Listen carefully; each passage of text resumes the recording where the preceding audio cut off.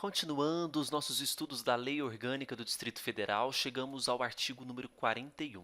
E esse artigo 41, ele tem muita importância para nós, porque ele fala sobre o regime de previdência.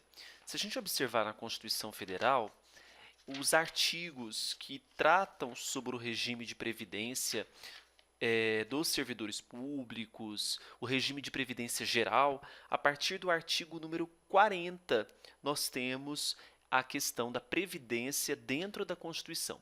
E o artigo 41, ele trata, na lei orgânica, sobre o regime do servidor público. E nós temos aqui a previsão, segundo o artigo 41, que a esse servidor público efetivo, o que será garantido é o regime próprio de previdência social. Então, o RPPS é o regime do servidor público efetivo. Não confunda com o regime geral de previdência social, que é aplicável àqueles que trabalham sob o regime seletista. Então, o servidor público efetivo, nos termos da Constituição, é assegurado o regime próprio de previdência. Esse regime, observados os critérios que preservem o equilíbrio financeiro e atuarial, é instituído por uma lei complementar. Então, existe uma lei complementar que vai tratar sobre o regime próprio de previdência social dos servidores públicos efetivos no âmbito do Distrito Federal. Tá? Parágrafo 2º.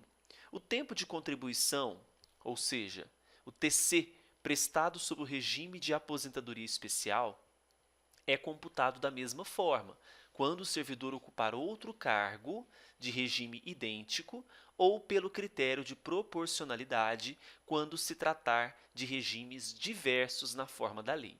Então, se eu tenho um servidor que ele tinha um tempo de contribuição prestado sob o regime de aposentadoria especial, ele será computado da mesma forma quando o servidor ocupar outro cargo de regime idêntico ou na forma da proporcionalidade quando se tratar de regimes diversos.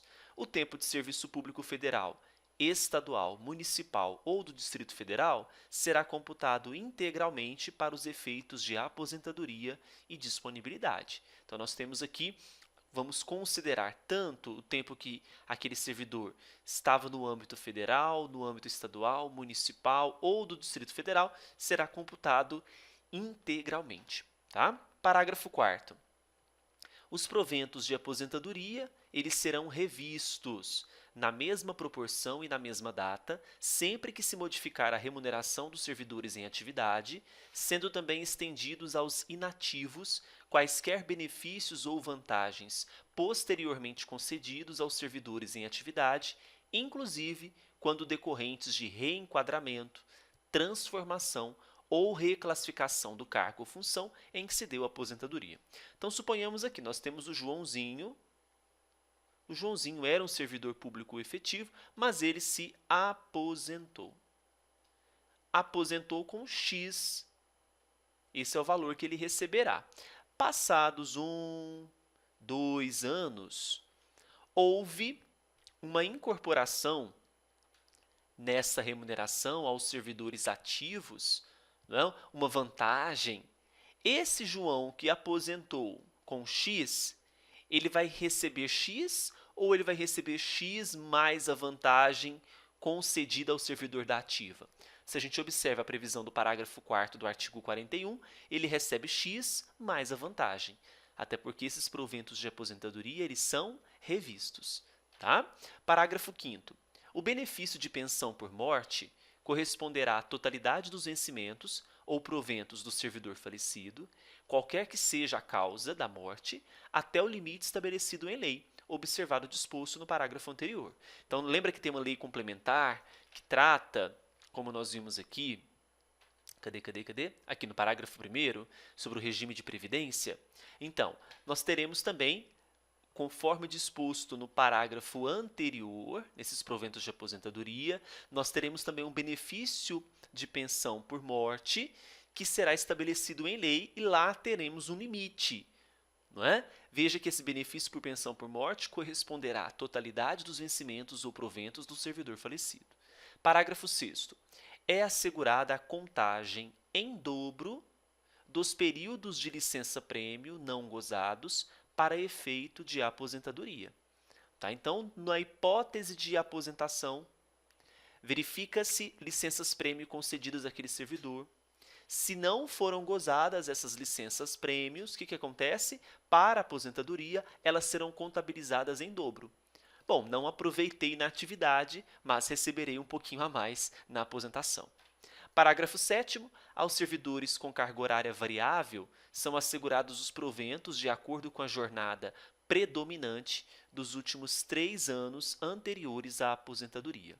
Então, na hora de aposentar, para fazer o cálculo da remuneração a ser recebida na aposentadoria, contabilizar-se-á, conforme previsão do parágrafo 7º do 41, os últimos 3 anos antes da aposentadoria. Parágrafo 8º. O tempo de serviço prestado sob o regime de aposentadoria especial será computado da mesma forma quando o servidor ocupar outro cargo de regime idêntico ou pelo critério de proporcionalidade quando se tratar de regimes diversos na forma da lei. Veja que esse parágrafo 8º, ele é idêntico ao parágrafo 2º, deixa eu confirmar aqui para vocês. O parágrafo 8º fala tempo de serviço, não é idêntico não. Parágrafo 8º fala de tempo de serviço, mas o mesmo texto, né, que será obedecido. E o parágrafo 2º fala tempo de contribuição.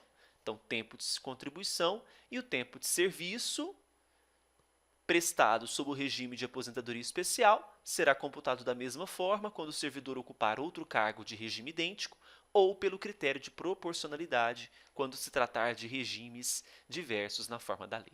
Tá certo, pessoal? A gente fecha, então, o vídeo de hoje da Lei Orgânica com o artigo 41.